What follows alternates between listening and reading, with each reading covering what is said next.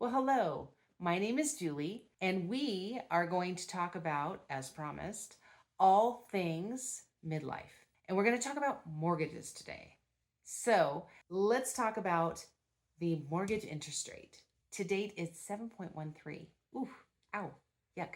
But most of us who are in our midlife probably bought, 2 to 5 to 10 years ago, maybe even 20 years ago. So, one of the things I have to ask is, are you going to be able to afford your mortgage when you retire? And I think some of you will raise your hand and say, yes, absolutely, I totally can. And then I think the majority of us will say, absolutely, I totally can't. So, doing my finances and looking at my retirement and Social Security, if it's still there, and all of that combined, I'm not going to be able to afford much more than my house payment. So, we're going to talk about what you could do in order for you to do some fancy footwork with your house. So, one of the things that I think of that people don't want to do, but is very advantageous to do, and I've done it, is number one, a roommate. That's right, a roommate. And a roommate can be really helpful, can be really great. You might have a roommate that it has the same values as you do. Like, you don't want a super gross, disgusting house and they clean up after themselves, that kind of thing. I've had roommates where I put myself on like a roommate site and was able to get a very quality roommate who was very respectful and very nice. Like, I've used Furnished Finders before, which is a corporate, like, finding housing for people. The great part about that is with Furnished Finders, they have a job that they're going to. And I like to give nurses and other healthcare providers rooms to stay in. And so it's a win win for me.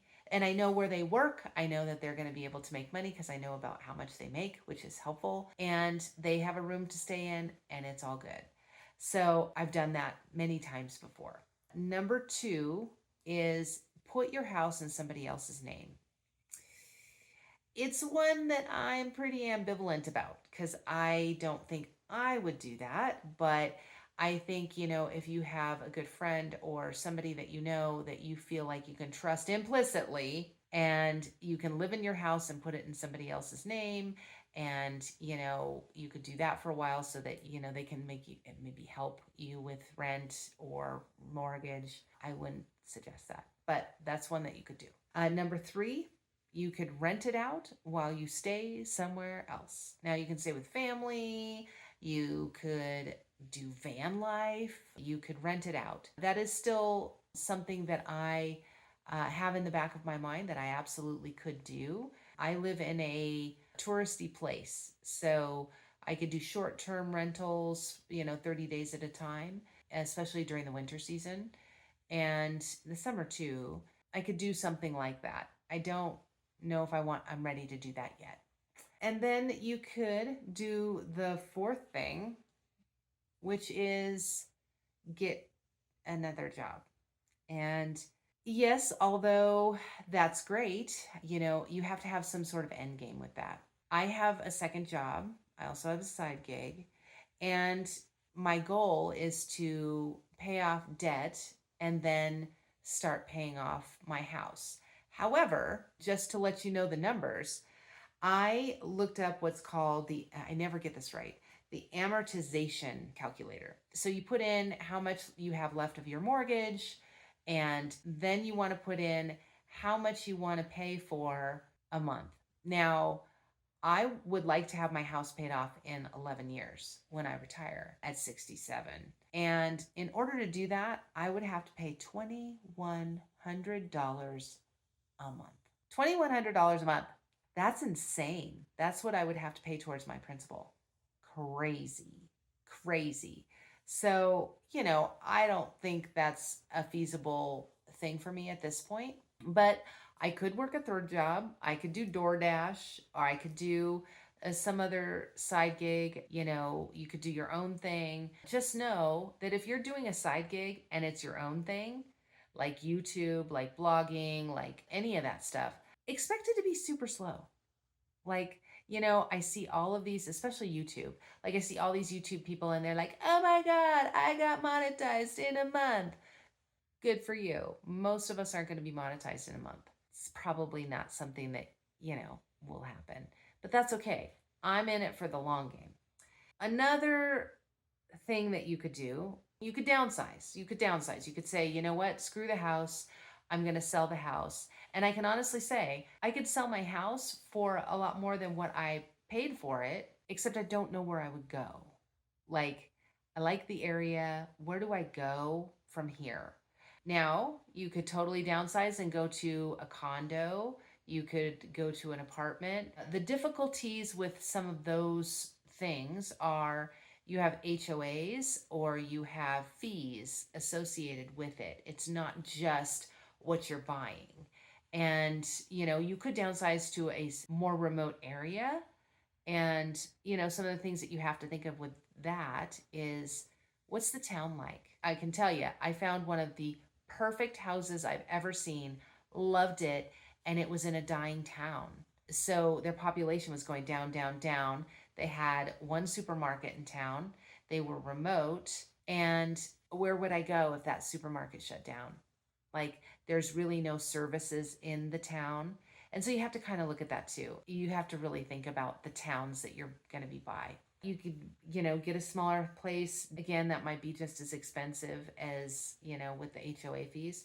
Or you could, just do what we talked about, which was like a van life, and then, actually sell your house instead of just renting it out. You could sell it and you could do van life for however long you would want to do. I think van life is amazing. I think that lifestyle would be very conducive to kind of who I am.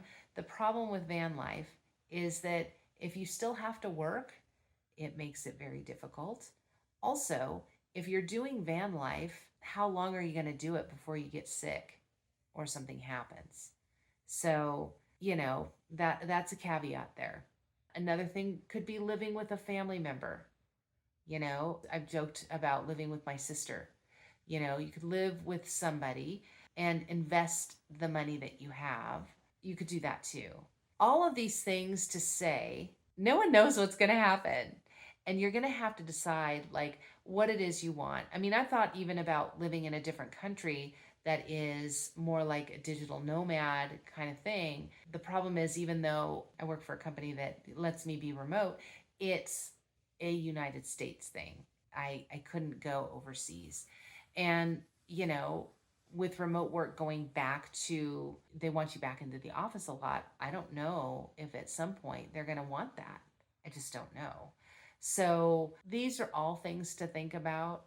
And as you go hurtling on into older age, these are things that you really need to put down on paper and really, really, really think about what you want to do. If you wanted to move to a different country, sell the house and move to a different country, you really need to know the tax laws in each country because it's vastly different, and you're going to have to pay US taxes and you're going to have to pay taxes there.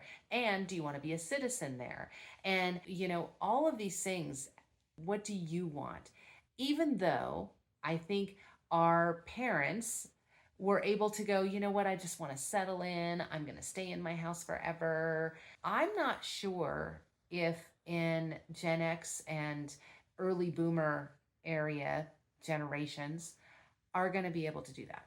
I really don't. I mean, I think if you are financially stable, yes.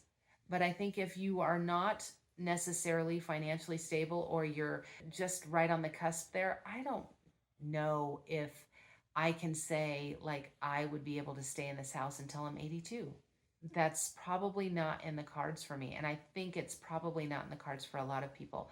So even though you may not want to look at that, these are things that you need to write down and decide what you want to do. That's why I'm so weird about getting your health in order first, so that that's not a monkey on your back. The medicines, all that stuff is not a monkey on your back. Then you can concentrate on the really, other important things, which are going to be, where the hell do I live?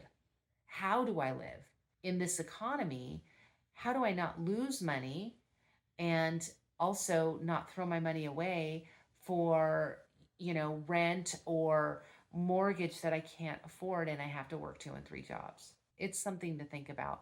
What would you guys want to do when you're 70? I would love to know because I'm not sure what I want to do yet and how I want to tackle this cool issue that we have here.